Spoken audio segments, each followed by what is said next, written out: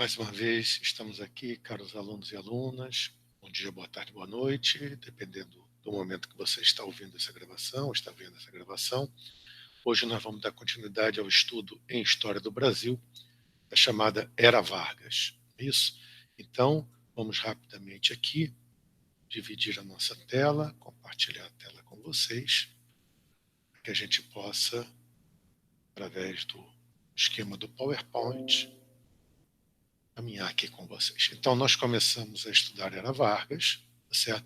Vimos a formação do governo provisório, né? Estabelecemos o conceito de estado de compromisso, vimos a questão da lei orgânica, que concentrou fortemente o poder no Executivo Federal, ao eliminar o poder legislativo, ao dissolver o poder legislativo, enfim, e vimos também o tratamento novo dado à questão social, agora caso de polícia, a criação do Ministério do Trabalho, Indústria e Comércio foi um elemento fundamental dessa nova política do Estado. Perfeito?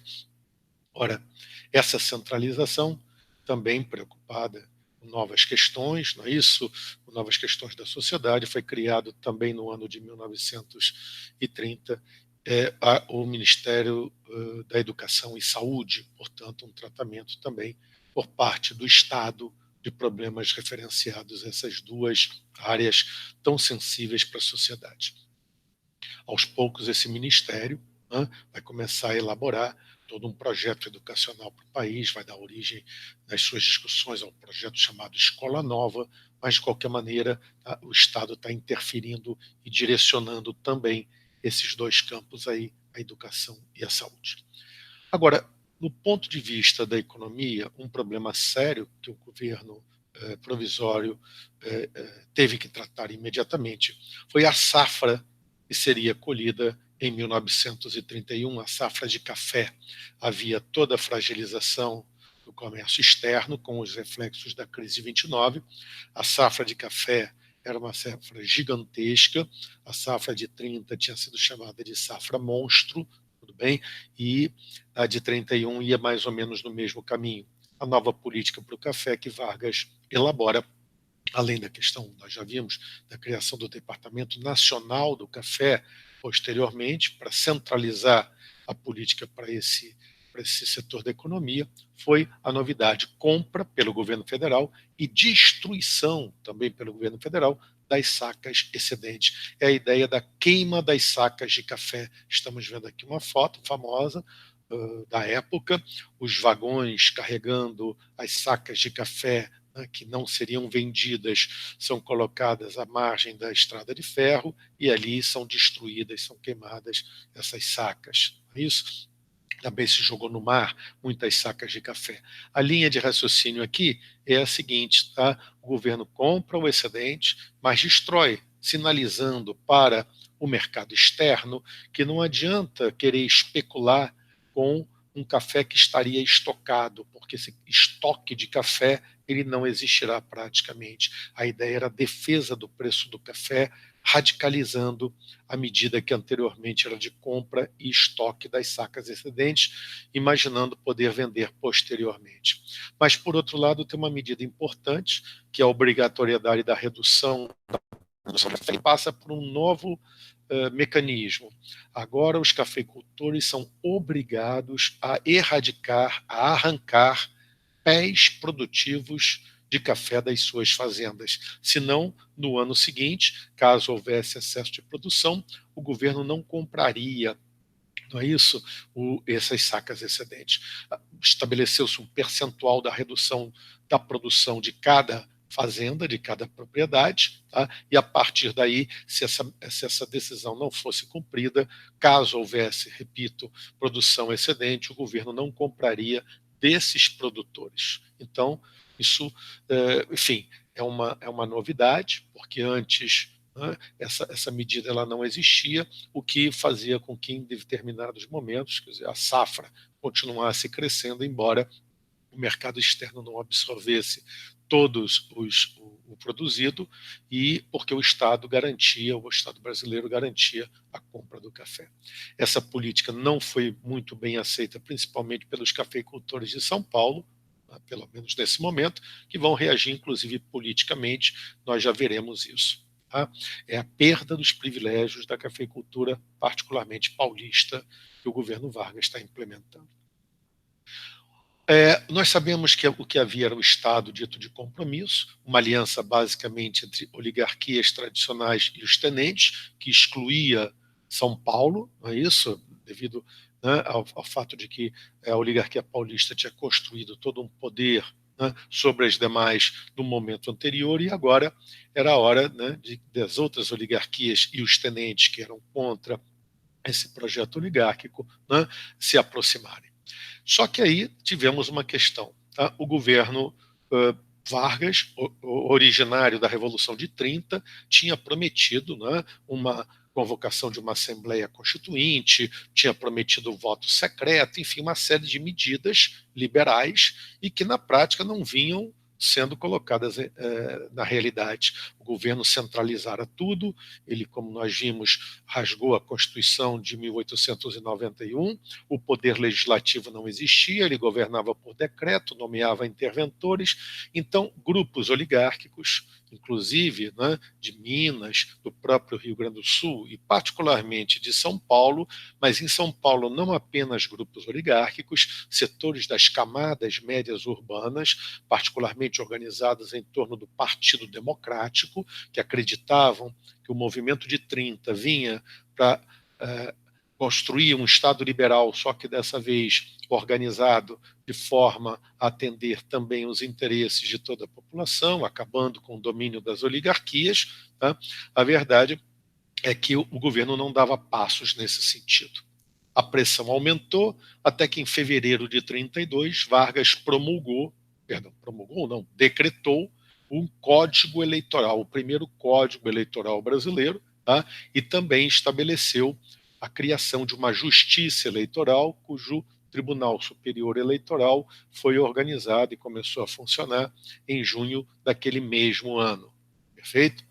Por esse código eleitoral, o voto passaria a ser secreto, tudo bem? E haveria também o direito de voto às mulheres garantido, né, nas eleições. Porém, repara bem, Vargas não em nenhum momento colocou uma data para as eleições.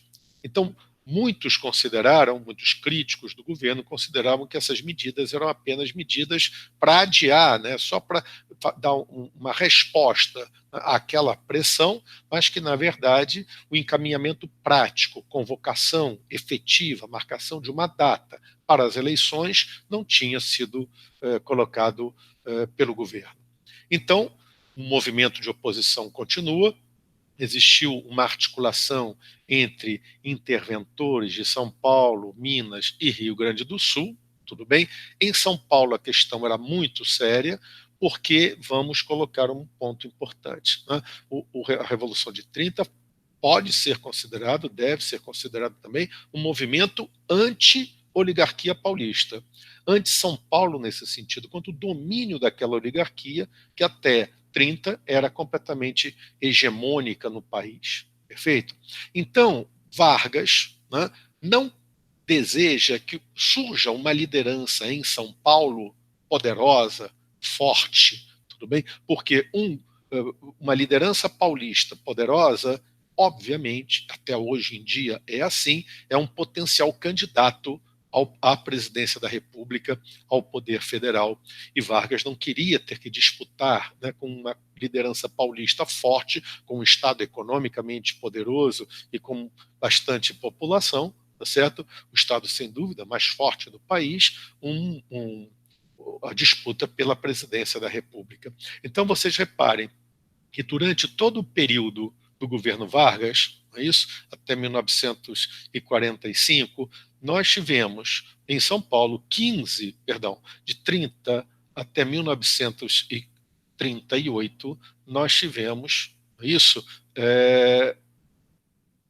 15 governadores, 15 interventores em São Paulo.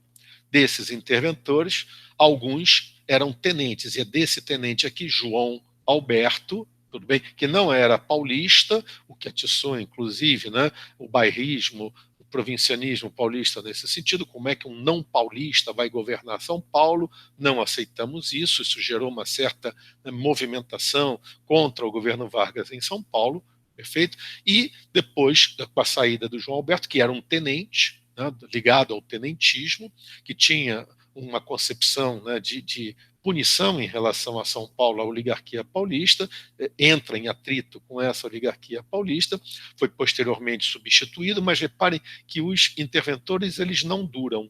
Não duram porque Vargas não quer a criação de uma liderança forte.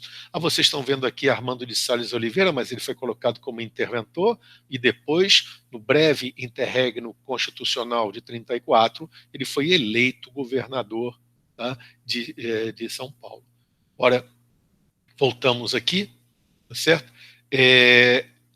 Esse ambiente todo, né, essa pressão de setores paulistas, das oligarquias descontentes com a nova política para o café, das camadas médias urbanas descontentes com o fato de que Vargas não convocava as eleições. Tá? Articulou-se uma frente única dos partidos paulistas, das forças paulistas, chamada Frente Única Paulista, que tentou articular, como comentei, com descontentes principalmente do Rio Grande do Sul e de Minas Gerais. Tá?